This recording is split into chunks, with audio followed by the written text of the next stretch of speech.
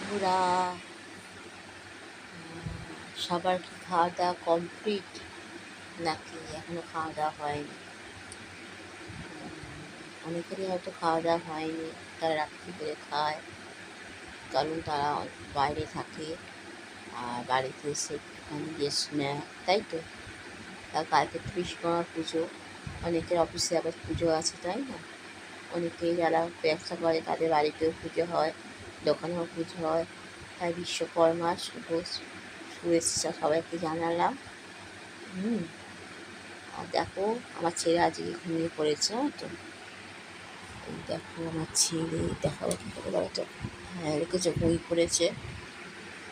আর পারি সারাদিন শুধু বদমাইশি বদমাইশি বদমাইশি।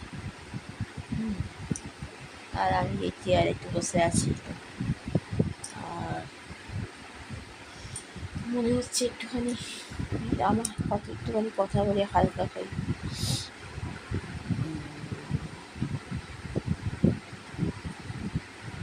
রাত্রেবেলা না আমার তো মুড়ি খেতে খুব ভালো লাগে, আর মায়ের কাছে যখন যাই আমার মা মুড়ি ভেজে দেয়। মুড়ি ভাজা শেষ হয়ে গেছে, ও মিস করছে মাকে। আর এখন তো এলেও পারবো না, একটু 5 মিনিটের পথ নয়, বড় গিয়ে ভেজে নিয়ে চলে আসবো। মাই বলে। হ্যাঁ, আমি না কিনা ফোন করতে হয়তো ভুলে যাই কাজের ফাঁকে। মা আমাকে প্রায় 4বার ফোন করে, সকালে একবার, দুপুরে একবার, সন্ধ্যে একবার, রাত্রে একবার। আর নাতিকে তো আমি চোখে হারায়।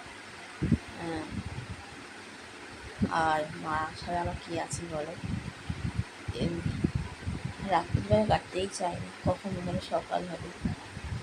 দেখো না, ঘুমিয়ে পড়েছে, ঘুমিয়ে পড়েছে, কী করবো বলো? বড় অসহায়।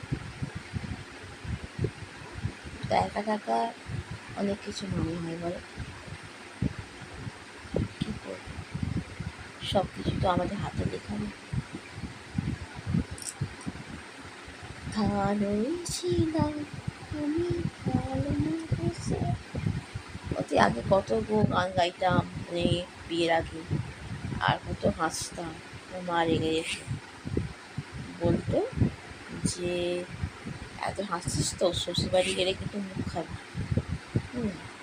আর বন্ধুদের সঙ্গে তো খুবই হাসাহাসি হতো, আর সবাই আমার না গালটা টিপত, যে এরকম গাল ভাবি এখন তো নরম গাল, আর হাতগুলো এরকম করে টিপত বান্ধবীরা।